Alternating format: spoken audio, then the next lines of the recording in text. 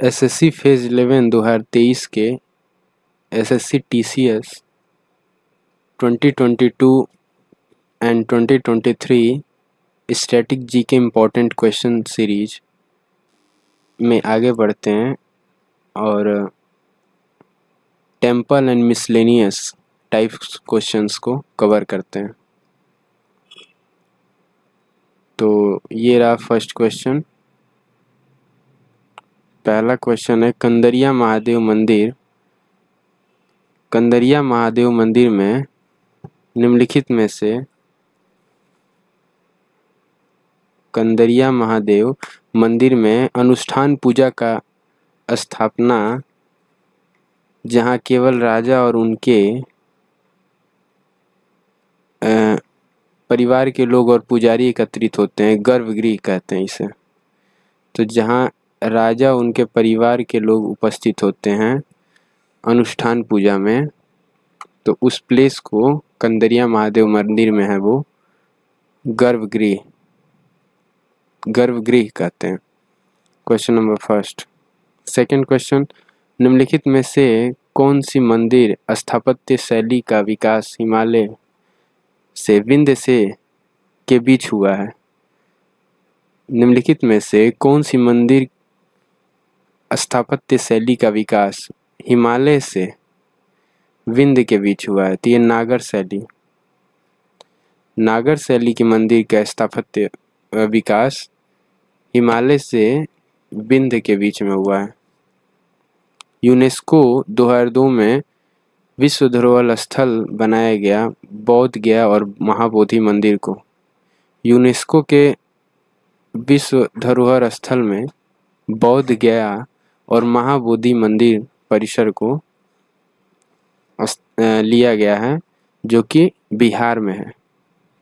गया डिस्ट्रिक्ट एक प्लेस है जो बिहार में है और बोध गया भी वही है। उड़ीसा में रथ यात्रा का केंद्र कौन सा मंदिर है? जगन्नाथपुरी।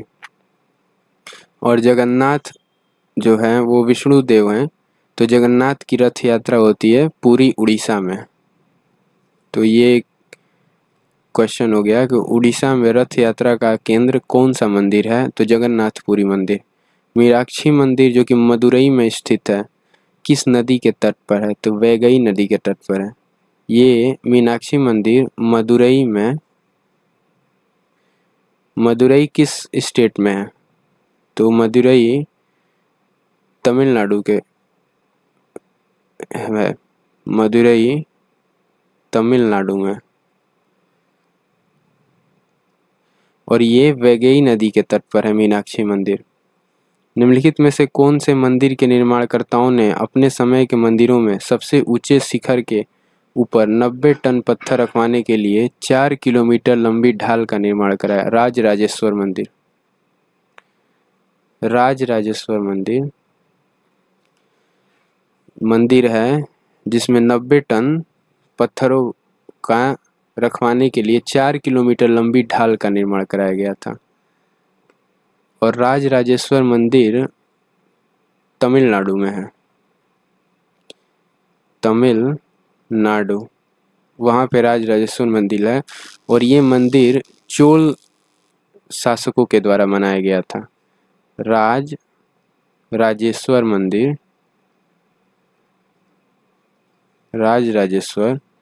मंदिर जो कि तमिलनाडु में है, चोल शासकों द्वारा बनाया गया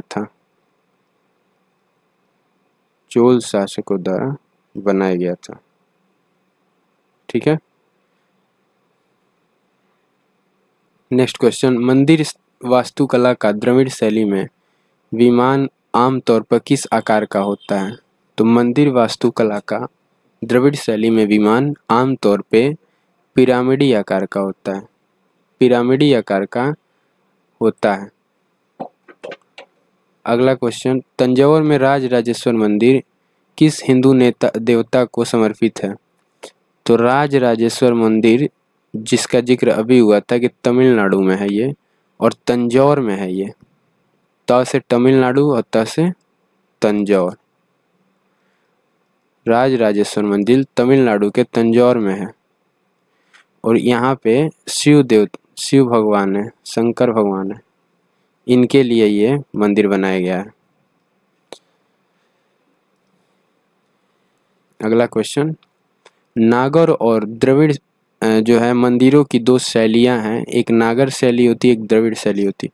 तो ये मंदिर की क्या है, शैलियाँ हैं, नागर और द्रविड़। ये मंदिर स्थापत्य कला की शैलियाँ हैं, इन्हीं दो शैलियों में मंदिर का बनाया जाता है, निर्माण किया जाता है। गोपुरम का वर्णन, तो गोपुरम को मंदिर का द्वार कहा जाता है। गोपुरम इस मंदिर का द्वार कहा जाता है। वल्लभी प्रकार की इमारतें मंदिर वास्तुकला की शैली की एक प्रमुख शाखा उपशाखा है, नागर शैली। तो वल्लभी प्रकार के मंदिरों में जो मंदिर है वो नागर शैली की उपशाखा है। अगला क्वेश्चन, महाबलीपुरम में शोर मंदिर मंदिर वास्तुकला की शैली का एक उदाहरण है। महाबलीपुरम में शोर मंदिर मंदिर स्थापत्य कला का एक उदाहरण है, तो ये द्रविड़ शैली के। श्री अकाल तख्त साहब परिसर के भीतर, तो ये श्री अकाल तख्त साहब जो है ये स्वर्ण मंदिर से हैं। श्री अकाल तख्त साहब ये स्वर्ण मंदिर के परिसर के भीतर स्थित है। ठीक है, श्री अकाल तख्त साहब ये स्वर्ण मंदिर जो कि अमृतसर में है। स्वर्ण मंदिर सिखों का बहुत ही पवित्र मंदिर है, गोल्डन टेम्पल इसे कहा जाता है, अमृतसर में। और ये अकाल तख्त साहब परिसर इसी के अंदर है, परिसर में है स्वर्ण मंदिर के। ठीक है, अस्थाना नर्तकी की उपाधि तिरुमला तिरुपति देवस्थानम मंदिर द्वारा निम्नलिखित, तो ये क्वेश्चन लग रहा है कि दब गया है। नेक्स्ट, प्रमुख नर्तकियों में से किसे प्रदान की गई थी? यामिनी कृष्णमूर्ति। यामिनी कृष्णमूर्ति कौन सी जो है डांस फॉर्म करती हैं? तो ये भरतनाट्यम करती हैं, भरतनाट्यम।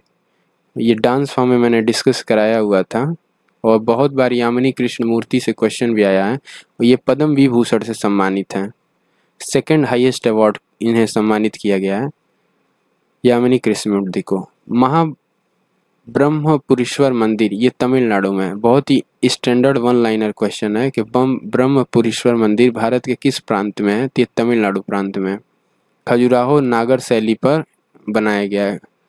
खजुराहो का मंदिर जो कि उड़ीसा में है, खजुराहो ये उड़ीसा में है और इसे नागर शैली में बनाया गया। नेक्स्ट क्वेश्चन, निम्नलिखित में से कौन सा पूर्ण द्रविड़ शैली में निर्मित मंदिर का प्रसिद्ध उदाहरण है? कैलाश मंदिर एलोरा में, एलोरा की गुफा में ये कैलाश मंदिर है। अजंता और एलोरा दो गुफाएं हैं जो कि महाराष्ट्र में है। ये क्या है? एलोरा की गुफा होती है, गुफा है, एलोरा की गुफा। इसी में शिव मंदिर है, शिव जी का, जो कैलाश मंदिर है। और ये कहाँ पे है? महाराष्ट्र में। अजंता और एलोरा की गुफाएं महाराष्ट्र में है। तो ये शिव मंदिर जो है कैलाश मंदिर, ये कौन सी शैली का है? तो द्रविड़ शैली का है। खजुराहो का मंदिर जो था वो नागर शैली से था और ये द्रविड़ शैली से। उड़ीसा और आसपास के जिलों के मंदिरों की वास्तुकला में मंदिरों के शीर्ष पर दिखाई देने वाली पत्थर जैसी चकती डिस्क को आमलक कहते हैं। जैसे डिस्क होता है सीढ़ी का, तो उसी टाइप का पत्थर की ये चकती डिस्क जो होती है, जो कि उड़ीसा और आसपास के जिलों में मंदिरों में है। तो क्वेश्चन आएगा ऐसे कि चकती डिस्क जो है तो उसे क्या कहते हैं? आमलक कहते हैं। ये पत्थरों की होती है और मंदिर वास्तुकला से रिलेटेड है। वन लाइनर क्वेश्चन है, इजीली याद करने के लिए। नेक्स्ट क्वेश्चन, मुक्तेश्वर मंदिर जो कि उड़ीसा में स्थित है शिव जी को समर्पित है। मुक्तेश्वर मंदिर उड़ीसा में है। उड़ीसा के दो और फेमस मंदिर हैं। एक तो कोणार्क का सूर्य मंदिर है जिसे ब्लैक पैगोडा कहते हैं। कोणार्क का सन टेम्पल है जिसे ब्लैक पैगोडा कहते हैं। ये भी उड़ीसा में ही है, ब्लैक पैगोडा। ठीक है। और एक जगन्नाथपुरी जो कि पूरी उड़ीसा में है, जो अभी क्वेश्चन मैंने बताया था कि जगन्नाथ मंदिर है उड़ीसा की रथ यात्रा। ये बहुत ही फेमस क्वेश्चन है। क्वेश्चन आता है कि रथ यात्रा, पुरी की रथ यात्रा कहाँ पे की जाती है? तो ये उड़ीसा में। और कौन से भगवान को समर्पित है? तो जगन्नाथ को। जगन्नाथ विष्णु जी को कहते हैं। विष्णु जी को जगन्नाथ कहते हैं। ठीक है। लिंगराज मंदिर भी वहीं है, उड़ीसा में ही है। उड़ीसा का एक फेमस मंदिर है लिंगराज मंदिर। आगे मैं बता देता हूँ। इरावंतेश्वर मंदिर, ये भी वन लाइनर क्वेश्चन है। क्वेश्चन नंबर 20 कि इरावतेश्वर मंदिर ये तमिलनाडु में है। राज राजेश्वर मंदिर भी तमिलनाडु में था। एक क्वेश्चन आया था कि राज राजेश्वर मंदिर जो कि तंजौर में है, तंजौर में, ये भी कहाँ पे है? त से तंजौर और त से तमिलनाडु, राज राजेश्वर मंदिर। फिर मध्य प्रदेश का खजुराहो मंदिर, अगेन क्वेश्चन रिपीट कर गया जो ऊपर भी आया हुआ था कि खजुराहो का मंदिर कौन सी शैली में है? नागर शैली। क्वेश्चन नंबर 16 था, तो वैसे ही रिपीट कर गया कि तंजौर का ये मध्य प्रदेश में खजुराहो है और वो मंदिर नागर शैली पे है। तो ये क्वेश्चन अगेन 21 भी रिपीट कर गया। उत्तरी भारत में मंदिर वास्तुकला की लोकप्रिय शैली है नागर शैली। नॉर्थ हो गया ना, नॉर्थ इंडिया। नॉर्थ इंडिया में फेमस जो शैली है वो नागर शैली हो जाएगी। नॉर्थ इंडिया का फेमस शैली हो गया नागर शैली। मदन मोहन मंदिर एक, तो ये मदन मोहन जो है श्री कृष्ण भगवान को कहा जाता है। और श्री कृष्ण भगवान की सबसे ज़्यादा मंदिर जो है वो आपकी गोकुल, वृंदावन, मथुरा यहाँ पे है। और ये सारे जो प्लेसेस हैं ये उत्तर प्रदेश में है। तो यहाँ से आप इजीली डिकोड कर पाएंगे कि मदन मोहन श्री कृष्ण का पर्यायवाची है। श्री कृष्ण का पर्यायवाची है मदन मोहन। कामदेव को मदन कहा जाता है और कामदेव को भी जो मोहित कर ले वो है हमारे मदन मोहन श्री कृष्ण भगवान। ठीक है। एक स्वतंत्र मंदिर में पर्वताकार शिखर जो पिरामिड नुमा होता है, पिरामिड के आकार का होता है मंदिर के शिखर पे, तो वो विमान उसे बोलते हैं। उस आकृति को विमान कहते हैं। नागर जो कि नॉर्थ इंडिया का फेमस जो है मंदिर शैली है, इसमें गर्भगृह हमेशा सबसे ऊपर ऊंची मीनार के टावर को कहते हैं। ये क्वेश्चन गर्भगृह से आया हुआ है। इसमें अगेन रिपीट भी कर गया कि गर्भगृह जो यहाँ पे आया था कि कंदरिया महादेव मंदिर में एक स्थान जहाँ राजा और उनके परिवार के लोग पुजारी एकत्रित होते हैं उसे गर्भगृह कहते हैं। तो एक प्लेस है और यहाँ पे क्वेश्चन आया हुआ है कि नागर या फिर नॉर्थ इंडिया में जो मंदिरों की शैली है उसमें गर्भगृह हमेशा सबसे ऊंची मीनार के टावर के नीचे स्थित होता है। तो ये क्या हो गया? नीचे होता है गर्भगृह, जहाँ पे राजा और पुजारी के राजा और उनके परिवार के लोग और पुजारी पूजा करते हैं, तो इसे क्या बोलते हैं? गर्भगृह। तो इसे मैं गोल कर दे रहा हूँ सर्कल में क्योंकि ये अगेन रिपीट क्वेश्चन आ गया। विरूपाक्ष मंदिर, हम्पी का विरूपाक्ष मंदिर, वन लाइनर स्टैंडर्ड क्वेश्चन है। हम्पी का विरूपाक्ष मंदिर। फिर देवी भवतारिणी काली, ये कोणार्क कलकत्ता की जो काली माँ है उनका पूरा नाम है देवी भवतारिणी। देवी भवतारिणी। तो क्वेश्चन भी सॉन्ग भी आप लोगों ने सुना होगा कि ऊंचे पर्वत पे काली माँ ने दरबार लगाया हो। तो ये कलकत्ता की जो काली माँ है उन्हीं के लिए था, और इनका पूरा नाम है देवी भवतारिणी। और कलकत्ता कहाँ पे है? वेस्ट बंगाल की राजधानी है। वेस्ट बंगाल की राजधानी है कोलकाता या फिर कलकत्ता या कोलकाता। और वहाँ पे जो काली जी का मंदिर है उसे भवतारिणी काली जी का नाम दिया। उनका पूरा नाम देवी भवतारिणी है, काली माँ। ठीक है, तो अभी तक हम लोगों ने 25 क्वेश्चंस पढ़ लिए। अब इसका मेरे को लगता नहीं कि रिवीजन कराना चाहिए, क्योंकि इजी थे। आगे के क्वेश्चंस को कवर करते हैं। अरुलमिगु कपिलेश्वर मंदिर ये कहाँ पे है? तो अरुलमिगु कपिलेश्वर मंदिर ये है तमिलनाडु में। तमिलनाडु का एक फेमस मंदिर जो है वो ब्रह्मपुरीश्वर मंदिर है। यहीं पे मैं बता दे रहा हूँ कि तमिलनाडु का एक फेमस मंदिर है ब्रह्मपुरीश्वर। ठीक है, ब्रह्मपुरीश्वर मंदिर ये तमिलनाडु का फेमस मंदिर है। मीनाक्षी मंदिर तो प्रीवियस स्लाइड में मैंने बताया ही था कि मदुरई में है।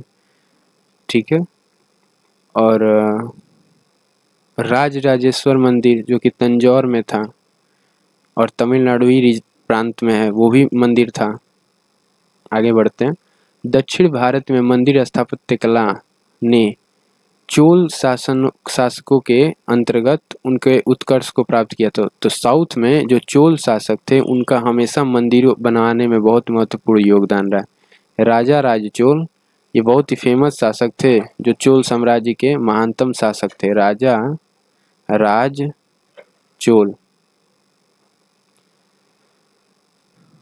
तो राजा राज चोल जो तंजौर का राजराजेश्वर मंदिर बनवाए थे।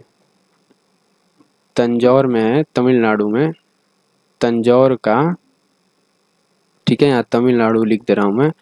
और इसका राजराजेश्वर मंदिर, नाम इनका राजा राज था, राजेश्वर मंदिर ये राजा राज चोल ने बनवाया था, जो कि चोल साम्राज्य के महानतम शासक थे। जैसे कृष्णदेवराय वो विजयनगर साम्राज्य के महानतम शासक थे, वैसे ये चोल साम्राज्य के महानतम शासक थे। कर्नाटक में विरूपाक्ष मंदिर है। यह भी वन लाइनर क्वेश्चन है, जो कि रानी लोक महादेवी द्वारा बनवाया गया था। लोक महादेवी के द्वारा कर्नाटक का विरूपाक्ष मंदिर बनवाया गया था। श्री कालहस्ती मंदिर ये आंध्र प्रदेश में है। श्री कालहस्ती मंदिर ये आंध्र प्रदेश में है। सिखों का ये हरविंदर साहब मंदिर कहाँ है? अमृतसर में। और सन टेम्पल के अंदर क्या था? तो सन टेम्पल के अंदर गुरु क्या क्वेश्चन था सन टेम्पल वाला?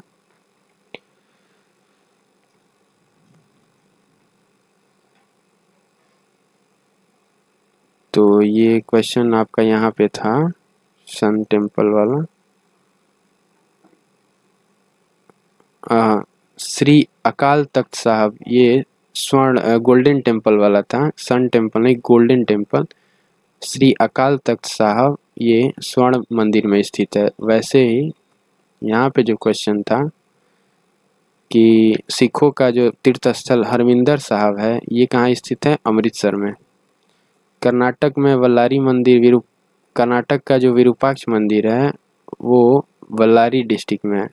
तो वह से विरूपाक्ष और वह से वल्लारी। नेक्स्ट क्वेश्चन, मेगुड़ी मंदिर किस वर्तमान राज्य में स्थित है? तो ये कर्नाटक में। कर्नाटक का फेमस मंदिर है विरूपाक्ष मंदिर, और ये एक मंदिर हो गया वेगुड़ी मंदिर। गोमतेश्वर का भी मंदिर कर्नाटक में ही है। गोमतेश्वर मंदिर, गोमतेश्वर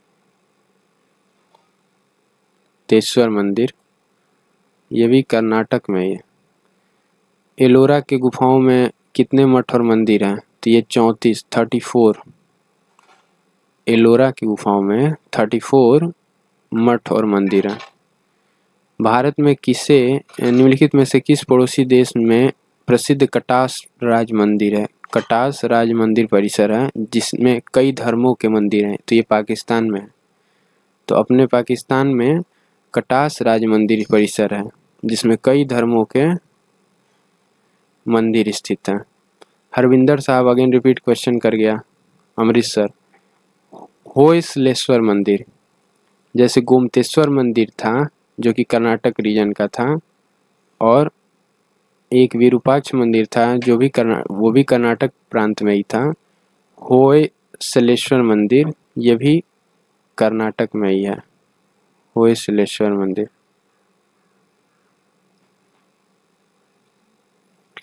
निम्नलिखित में से किस राजा ने सबरीमाला टेम्पल, जो कि केरल में है, सबरीमाला टेम्पल, इसकी स्थापना की थी? किस राज्य में सबरीमाला टेम्पल की स्थापना की थी? तो केरल में। कंदरिया महादेव, खजुराहो का कंदरिया महादेव मंदिर हो गया। और एक है जम्मू में किश्तवाड़ा जिले में मचैला माता का मंदिर है। ये भी वन लाइनर क्वेश्चन है, जो कि दुर्गा जी हैं, दुर्गा माँ है मचैला माता, तो जम्मू के किश्तवाड़ा डिस्ट्रिक्ट में है। वेस्ट बंगाल में जो माता थी देवी, उनका नाम था देवी, यहाँ पे क्वेश्चन मैंने बताया था कि देवी भवतारिणी, देवी भवतारिणी काली, ये वेस्ट बंगाल में थी। और यहाँ पे क्वेश्चन जो था कि जम्मू के किश्तवाड़ा डिस्ट्रिक्ट में मचैला माता मंदिर है। फिर एक माउंट आबू है जो दिलवाड़ा का जैनिज्म मंदिर है, राजस्थान में दिलवाड़ा का जैनिज्म मंदिर है, जैनों का मंदिर है। ये राजस्थान में माउंट आबू पे स्थित है। माउंट आबू राजस्थान की ऊंची चोटी है। निम्नलिखित में से किस देश में शिवला तेज सिंह मंदिर नाम का प्राचीन हिंदू स्थित तीर्थस्थल है? तो शिवाला तेज सिंह मंदिर ये पाकिस्तान में है। शिवाला तेज सिंह मंदिर ये पाकिस्तान में है। पंचायतन शैली 54 से चलते हैं, फिर 53, 52 और 51 चलेंगे। पंचायतन शैली किससे संबंधित है? तो मंदिर की वास्तु शैली है। मंदिर की वास्तु शैली में एक नागर शैली है, एक द्रविड़ शैली है, एक पंचायतन शैली हो गया, नागर और द्रविड़, और एक पंचायतन शैली हो गया, पंचायतम शैली।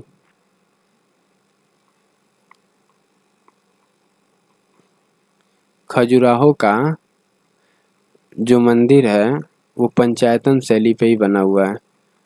तो यहाँ से क्वेश्चन कवर हो जाएगा कि खजुराहो का मंदिर है, तो खजुराहो के मंदिर का नाम बताइए क्या है? खजुराहो मंदिर जो कि मध्य प्रदेश में है, एमपी में,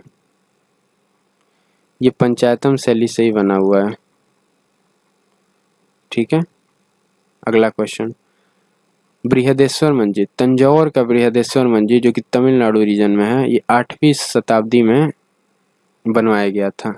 के दौरान नहीं बनाया गया था, नहीं क्वेश्चन है, तो ये तो नहीं वाला क्वेश्चन है, बट इसे वन लाइनर में आप याद रख सकते हैं कि तंजौर का बृहदेश्वर मंदिर जो है, और तंजौर कहाँ पे है? तमिलनाडु में। तंजौर तमिलनाडु में है, और यहाँ का बृहदेश्वर जो मंदिर है वो 8वीं शताब्दी का नहीं है, उससे भी शायद ओल्डेस्ट होगा। कोणार्क का सूर्य मंदिर ये 13वीं शताब्दी का है। कोणार्क का सूर्य मंदिर ये भी 13वीं शताब्दी का है, जो कि गंग डायनेस्टी द्वारा बनाया गया था। तो कोणार्क का सन टेम्पल, जिसे ब्लैक पैगोडा कहते हैं, और ये कहाँ पे है? कोणार्क का सूर्य मंदिर उड़ीसा में, और इसे ब्लैक पैगोडा का नाम दिया जाता है। ये गंग डायनेस्टी के द्वारा बनाया गया था। तो मैं यहाँ पे लिख देता हूँ गंग वंश, गंग वंश के द्वारा कोणार्क का सूर्य मंदिर बनाया गया था। इसे ब्लैक पैगोडा का नाम भी दिया जाता है। स्वामी नारायण अक्षरधाम मंदिर, तो ये तो one of the famous question है, जो कि अक्षरधाम टेम्पल में अक्सर ही बहुत सारी चीज़ें कंट्रोवर्सी में भी रही हैं। न्यूज़ में भी काफ़ी पॉपुलर था अक्षरधाम मंदिर, जो कि न्यू दिल्ली में है, नई दिल्ली में अक्षरधाम मंदिर है। दशावतार मंदिर, तो जैसे पंचायतन शैली पे खजुराहो का मंदिर है, वैसे ही दशावतार जो मंदिर है ये भी पंचायतन शैली पे ही है। नागर शैली जो है ये नॉर्थ इंडिया में वन ऑफ फेमस शैली है, और ये पंचायतन शैली और द्रविड़ शैली है साउथ में ज़्यादा पॉपुलर है। शोर मंदिर, शोर मंदिर ये भारत के किस राज्य में? तो ये तमिलनाडु में। तंजौर का बृहदेश्वर मंदिर भी तमिलनाडु में है, शोर मंदिर भी तमिलनाडु में है। और भी मंदिर होंगे, उनका नाम बताइए जो कि तमिलनाडु में है।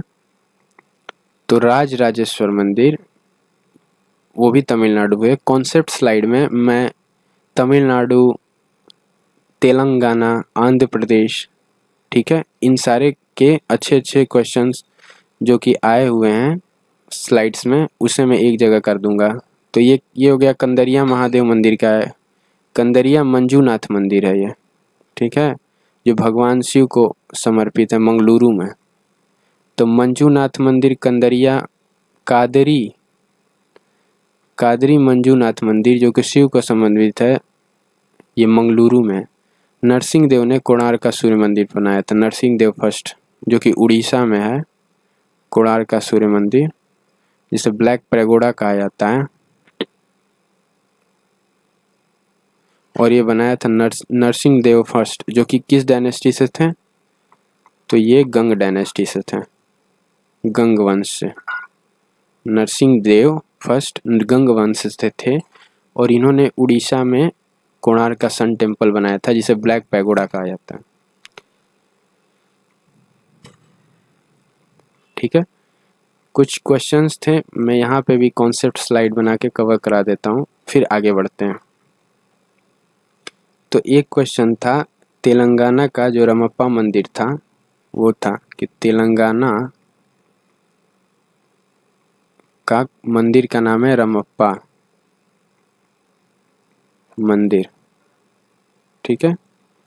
एक आंध्र प्रदेश का मंदिर था, तो श्रीकालहस्ती मंदिर, श्री काल हस्ती मंदिर, ये आंध्र प्रदेश का है, आंध्र प्रदेश, ठीक है। ये हो गया, ये हो गया। एक क्वेश्चन और था, दशावतार मंदिर जो कि यूपी का था, उत्तर प्रदेश का दशावतार मंदिर। मैं भी उत्तर प्रदेश से ही हूँ, ठीक है, और दशावतार मंदिर हमारे उत्तर प्रदेश में ही है, जो कि पंचायतन शैली पे है, पंचायतन शैली। ये सारे क्वेश्चंस जो कॉन्सेप्ट स्लाइड के थे, क्वेश्चंस आए हुए थे, उसको मैं एक जगह कॉन्सेप्ट स्लाइड में बना दिया हूँ, जो कि याद करने में आसान होगा। एक कर्नाटक का था, होयसालेश्वर मंदिर, कर्नाटक का होयसलेश्वर मंदिर, होयसलेश्वर मंदिर ये कर्नाटक का था। विरूपाक्ष मंदिर भी कर्नाटक का था, ठीक है। एक गोमतेश्वर मंदिर है, गोमतेश्वर मंदिर ये भी कर्नाटक का ही है, गोमतेश्वर मंदिर। कलर चेंज कर लेता हूँ मैं, गोमतेश्वर मंदिर ये भी कर्नाटक का ही है, ठीक है। तेलंगाना का रमप्पा मंदिर, श्रीकालहस्ती मंदिर आंध्र प्रदेश का, उत्तर प्रदेश का हो गया दशावतार मंदिर, ठीक है। आगे बढ़ते हैं। उड़ीसा का एक मुक्तेश्वर मंदिर है, मुक्तेश्वर मंदिर जो कि कोणार्क का सूर्य मंदिर के साथ था उड़ीसा में।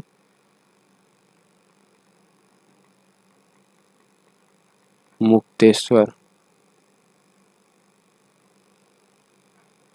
मंदिर वेस्ट बंगाल का, WB वेस्ट बंगाल, ये जो देवी थी, देवी भवतारिणी, भवतारिणी ये का काली मंदिर है, वन ऑफ द फेमस मंदिर है कोलकाता में, वेस्ट बंगाल के, ठीक है। और देखते हैं, कुछ क्वेश्चंस थे। तो मचैला माता मंदिर भी था एक, मचैला माता मंदिर, ठीक है। मचैला माता मंदिर कहाँ पे था? ये झारखंड का मंदिर था, जम्मू एंड कश्मीर का था ना मचैला माता मंदिर, JNK, जम्मू एंड कश्मीर। मचैला माता मंदिर यहीं के था, जम्मू एंड कश्मीर। तो इतने क्वेश्चंस थे जो मैंने कवर भी कराए थे, मुझे इंपॉर्टेंट लगे तो मैंने इसे कॉन्सेप्ट स्लाइड यहीं बना के डाल दिया। आगे बढ़ते हैं आगे के क्वेश्चंस पे, ठीक है।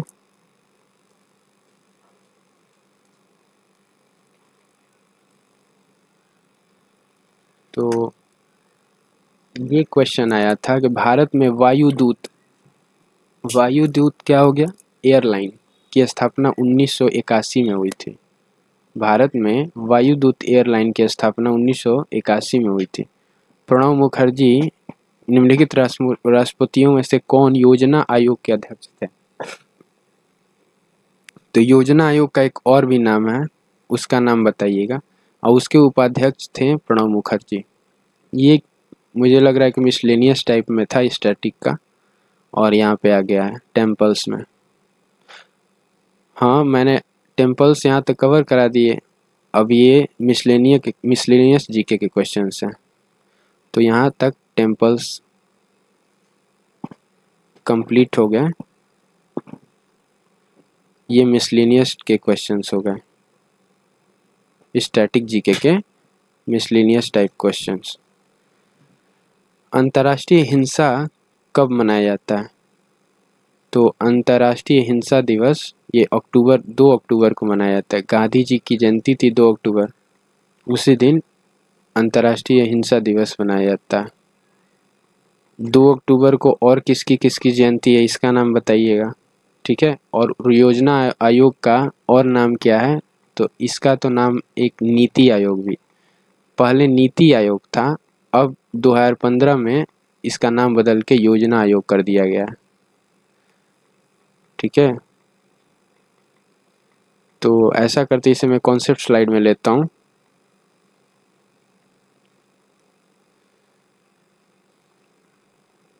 संगम कविताओं में वर्णित तमिल शब्द मोवनेद्र का अर्थ है 3 मुखिया, ठीक है। दिए गए क्षेत्रों में कौन सा मुख्य रूप से सामाजिक कल्याण के विचारों से प्रेरित है? तो ये सार्वजनिक क्षेत्र हो गया। पहली जनसंख्या किस वर्ष में हुई थी? 1881 में।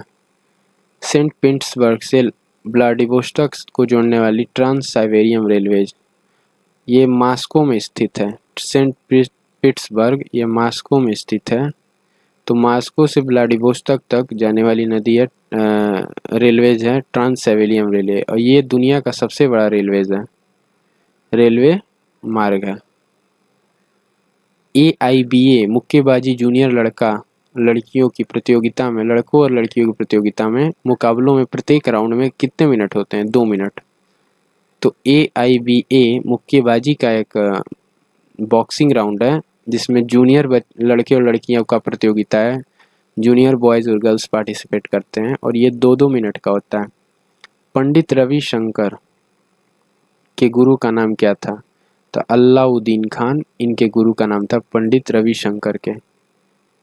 भारत के निम्नलिखित में से किस राज्य में पर्यटन को बढ़ावा देने के लिए रण उत्सव, तो रण कहाँ है? कच्छ का रण गुजरात में है, यहीं पे रण उत्सव मनाया जाता है। हिंदू कैलेंडर के अनुसार भारत में रक्षाबंधन कब मनाया जाता है? तो पूर्णिमा श्रावण मास में, सावन के महीने में इसको मनाया जाता है। भारत का नियंत्रक एवं महालेखा परीक्षक निम्नलिखित में से कौन है? एक सदस्यीय निकाय है। भारत का नियंत्रक एवं महालेखा परीक्षक ये एक सदस्यीय निकाय है। लोसार ये तिब्बत का फेस्टिवल है, और लोसांग कहाँ का फेस्टिवल है? वो सिक्किम का है। तो यहाँ पे लिख दे रहा हूँ मैं लोसांग, चूँकि ये इम्पोर्टेंट क्वेश्चन था, फेस्टिवल का था, तो लोसांग जो है ये सिक्किम का फेस्टिवल है, और लोसार जो है ये तिब्बत का फेस्टिवल है। हरित क्रांति निम्नलिखित में से किस फसल की अधिक उपज देने वाली किस्मों के कारण फसल के लिए हुई थी गेहूं के लिए। हरित क्रांति गेहूं की अधिक उपज में बढ़ावा के लिए हुई थी। 2015 में योजना आयोग के स्थान पर नीति आयोग का गठन किया गया था। तो ये क्वेश्चन तो पहले भी हमने बताया था कि 2015 में योजना आयोग के स्थान पर नीति आयोग की स्थापना की गई थी। प्रधानमंत्री नरेंद्र मोदी ने इसकी स्थापना की थी। महाभारत 29 से 28 चलते हैं, फिर 27 ऊपर की तरफ। तो महाभारत की रचना किसने की थी? महर्षि वेदव्यास। महर्षि वेदव्यास ने महाभारत की रचना की थी, जिसका नाम जय संहिता भी है। महाभारत को जय संहिता का नाम दिया था। किस वर्ष भारत में पहली रेलगाड़ी चलाई गई थी? 1853 में। 1853 में मुंबई से थाने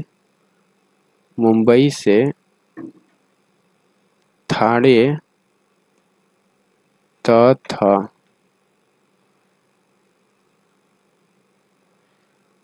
मुंबई से थाने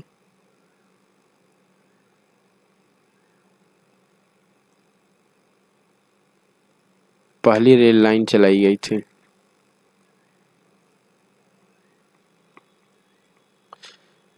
इम्परफेक्ट संजय मजनेकर की आत्मकथा है। इम्परफेक्ट ऑटोबायोग्राफी है किसकी? संजय मजनेकर की। अनब्रोकेबल मैरी कॉम, जो one of the famous boxing player हैं, चूँकि यहाँ बॉक्सिंग की बात आई थी तो वहाँ से मैं बता रहा हूँ कि मैरी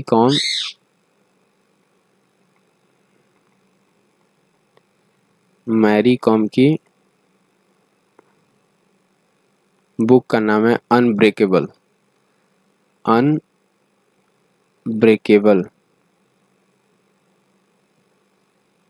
ये मैरी कॉम की बुक का नाम है। अनस्टॉपेबल भी किसी की बुक का नाम है, उसका नाम बताइए। ठीक है, आगे बढ़ते हैं। युवा मुक्केबाज वर्ग के लिए आयु की सीमा कितनी है? तो 17 से 18। वोटिंग ईयर 18 साल है हम लोग का, तो वही युवा मुक्केबाजी के लिए भी है 17 से 18। AIBA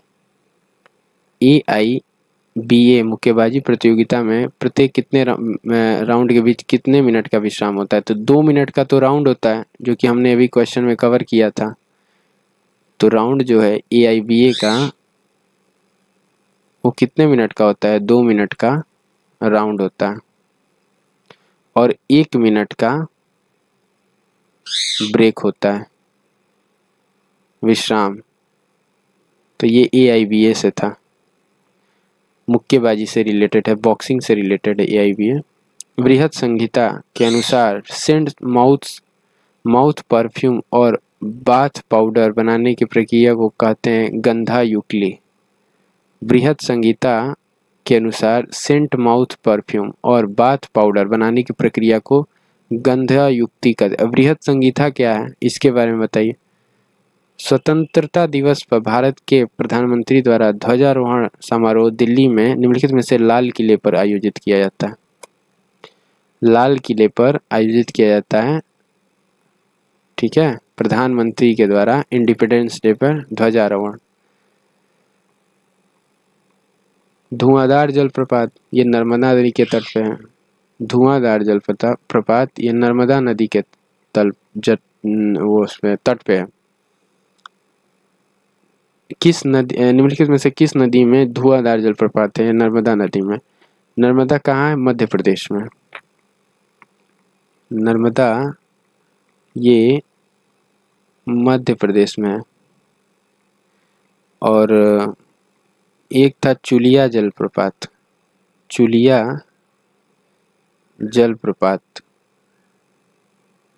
ठीक है, प्रपात। एक है कपिलाधारा जलप्रपात, ठीक है, ये दोनों ही मध्य प्रदेश में है, MP में।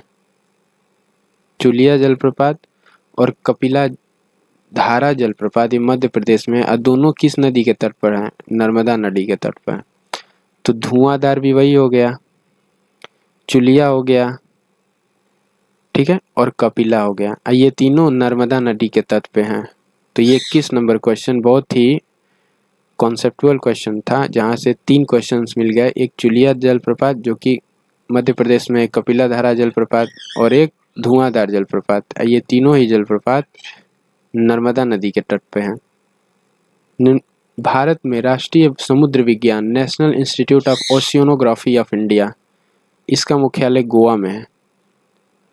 गोवा के में इसका मुख्यालय है। National institute of oceanography of India, समुद्री विज्ञान संस्थान। बीच बॉल वॉलीबॉल कोर्ट की लंबाई कितनी होती है? तो वॉलीबॉल कोर्ट की लंबाई 16 मीटर की होती है। वॉलीबॉल में कितने प्लेयर्स होते हैं? तो बास्केटबॉल इसमें 5 प्लेयर होते हैं, अब वॉलीबॉल में 6 प्लेयर होते हैं। BOLLY वॉलीबॉल, इसमें 6 प्लेयर होते हैं, ठीक है। बास्केटबॉल में 5 प्लेयर होते हैं और वॉलीबॉल में 6 प्लेयर होते हैं। फुटबॉल में कितने प्लेयर होते हैं? बॉल में एक बेसबॉल होता है, एक फुटबॉल होता है, एक वॉलीबॉल होता है। तो बेसबॉल में 9 प्लेयर होते हैं, बास्केटबॉल में 5 होते हैं और वॉलीबॉल में 6 होते हैं। तो यहीं पे ऐड कर देता हूँ मैं बेसबॉल।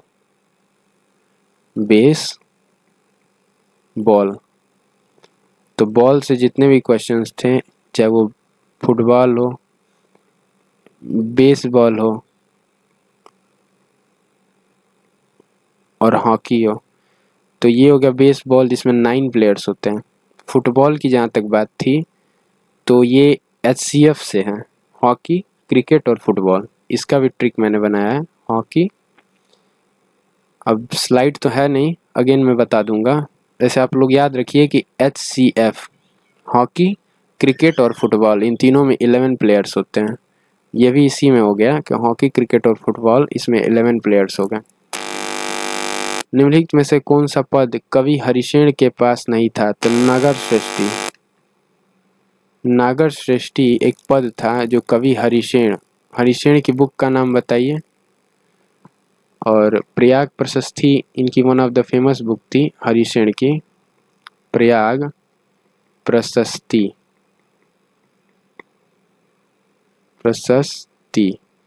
ये हरिशेन की बुक थी, प्रयाग प्रशस्ति, ठीक है, फेमस बुक थी प्रयाग प्रशस्ति हरिशेन की। 2011 की जनगणना में भारत का सबसे कम जनसंख्या वाला राज्य कौन है? तो सिक्किम। 2011 की जनगणना में सिक्किम राज्य था, उसकी जनसंख्या सबसे कम थी। और कितनी थी? तो 6 लाख थी इसकी जनसंख्या। टोटल 6 लाख थी इसकी जनसंख्या सिक्किम के। तो यहाँ तक मैंने सारे क्वेश्चंस कवर करा दिए कि प्रयाग प्रशस्ति के बारे में बता दिया कि हरिशेन की किताब है, ठीक है।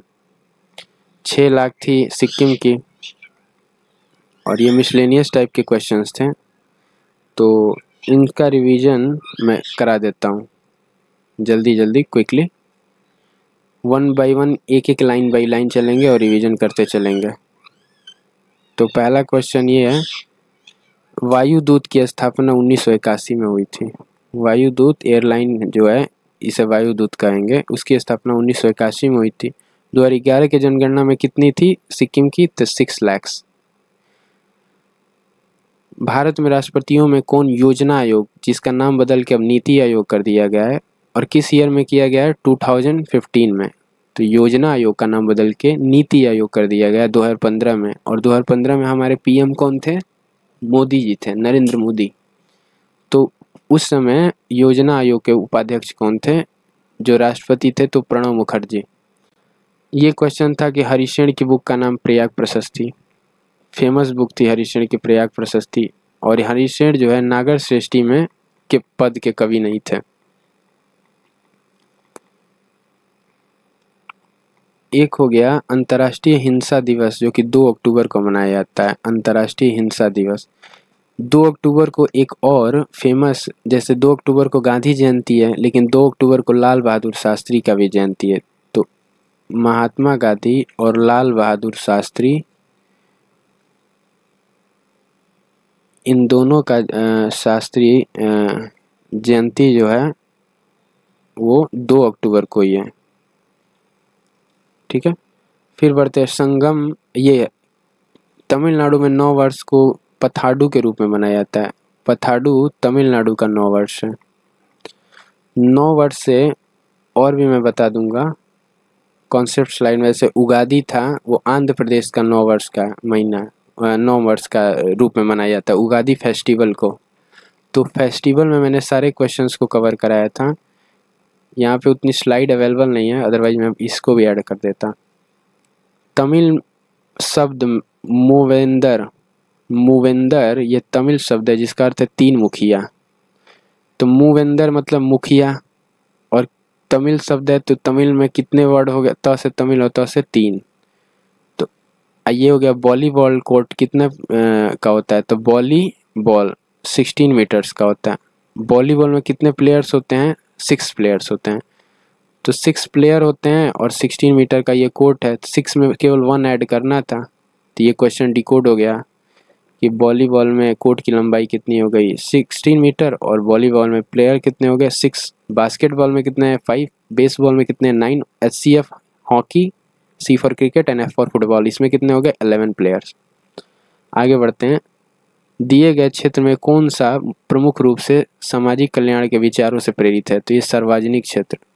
National institute of oceanography of India, इसकी मुख्यालय कहाँ पे, हेडक्वार्टर गोवा में। पहला संपूर्ण जनगणना किस वर्ष हुआ था, 1881 में पहली संपूर्ण जनगणना हुई थी। ठीक है, अगला क्वेश्चन है सेंट पीटर्सबर्ग से व्लादिवोस्टॉक को जोड़ने वाली रेल मार्ग का नाम बताइए। तो हो गया trans Siberian railway. Trans Siberian railway जो सेंट पीटर्सबर्ग जो कि मॉस्को में स्थित है, तो मॉस्को को व्लादिवोस्टॉक से जोड़ती है। दुनिया की सबसे बड़ी रेल मार्ग है ये। धुआंधार जलप्रपात का जिक्र किया था कि नर्मदा नदी के तट पर जितने भी जलप्रपात थे वो मैंने एक जगह बता दिए थे कि चुलिया जलप्रपात ये भी है। और नर्मदा नदी कहाँ पे है, ये मध्य प्रदेश में से होकर बहती है। तो चुलिया जलप्रपात हो गया, कपिला धारा जलप्रपात हो गया जो कि नर्मदा नदी के तट पे है। धुआंधार जलप्रपात हो गया, ये भी नर्मदा नदी के तट पे है। ठीक है, अगला क्वेश्चन AIBA मुक्केबाजी जूनियर में लड़के और लड़कियों की प्रतियोगिता में 2 मिनट का राउंड होता है। तो AIBA में 2 मिनट का राउंड होता है। यहाँ पे मैंने बताया था कि राउंड कितने मिनट का है, 2 मिनट का, और ब्रेक कितने मिनट का, 1 मिनट का। स्वतंत्रता दिवस पर लाल किले पर प्रधानमंत्री झंडा फहराते हैं। निम्नलिखित में से कौन पंडित रविशंकर के गुरु थे, तो अलाउद्दीन खान। ये पंडित रविशंकर के गुरु थे। अलाउद्दीन खान पंडित रविशंकर के गुरु थे। और पंडित रविशंकर क्या वादक थे, तो ये सितार वादक थे। तो यहीं पे मैं बता दे रहा हूँ कि पंडित रविशंकर ये सितार बजाते थे, सितार।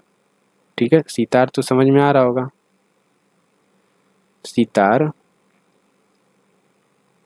वादक थे पंडित रविशंकर। ये बृहद संगीता के अनुसार सेंट माउथ परफ्यूम और बाथ पाउडर बनाने की प्रक्रिया को क्या कहते हैं, गंधायुकुल। बृहद संगीता के अनुसार माउथ परफ्यूम और बाथ पाउडर, नहाने का पाउडर और माउथ परफ्यूम, माउथ फ्रेश करने के लिए, ये गंधायुकुल नाम है इसका। भारत में निम्नलिखित में से किस राज्य में पर्यटन को बढ़ावा देने के लिए रण, तो कच्छ का रण कहाँ है, गुजरात में है। तो ये इसका तो मान लो। और ये भी क्वेश्चन यहाँ से हो गया कि AIBA जो कि मुक्केबाजी का एक प्रतियोगिता है, इसमें प्रत्येक राउंड के बीच में जो विश्राम ब्रेक होता है 1 मिनट का होता है, और राउंड कितने मिनट की होती है, 2 मिनट की। हिंदू कैलेंडर के अनुसार रक्षाबंधन कब मनाया जाता है, पूर्णिमा के श्रावण माह में। युवा है तो युवा सब बता सकते हैं 17 से 18 के बीच, क्योंकि 18 पे हो गया तो फिर वो एडल्ट में आ जाएगा। और उसका फिर वोटिंग आ जाएगी तो वहाँ से आप रिलेट कर लेंगे। नियंत्रक और महालेखा परीक्षक ये एक संसदीय निकाय है। भारत का नियंत्रक attorney general of India and महालेखा परीक्षक ये एक संसदीय निकाय है। इम्परफेक्ट ये संजय मजनेकर की बुक का नाम है। तो यहीं से मैंने बताया था कि मैरी कॉम की एक बुक का नाम है अनब्रेकेबल, मैरी कॉम की किताब का नाम है। तिब्बती नववर्ष के रूप में मनाया जाता है तो लोसार को तिब्बती नववर्ष के। उगादी फेस्टिवल मैंने बताया था कि उगादी आंध्र प्रदेश का फेस्टिवल है, नववर्ष के रूप में मनाया जाता है। मुस्लिम लोगों में नववर्ष के रूप में मनाए जाने वाले फेस्टिवल का नाम बताइए। ठीक है, ये मैंने फेस्टिवल वाले सेक्शन में बताया था आप लोगों को। और ये हो गया 1853 में पहली रेल जो ठाणे से मुंबई के लिए चलाई गई थी। हरित क्रांति का में सबसे अधिक उपज देने वाली कौन सी थी? तो गेहूं। चावल का सबसे बड़ा उत्पादक कौन है? चीन। तो च से चावल और च से चीन, ये डिकोड करने का, otherwise one liner easy question है ये। जय संहिता की रचना की थी वेद व्यास से, जिसे बृहत महाभारत भी कहते हैं। महाभारत को जय संहिता का नाम भी दिया जाता है और इसका रचनाकार थे श्री व्यास या फिर वेद व्यास। 1915 में ये मैंने बताया था नीति आयोग का गठन किया गया। योजना आयोग का नाम बदल के नीति आयोग कर दिया गया था और ये किए थे कौन? प्रधानमंत्री नरेंद्र मोदी। तो पीएम जो उस समय थे 2015 में पीएम मोदी जी थे और नरेंद्र मोदी जिन्होंने इसका गठन किया था। तो कंप्लीट करते हैं इस सेशन को। आगे के क्वेश्चंस को फिर मैं कवर कराता हूँ 63 से।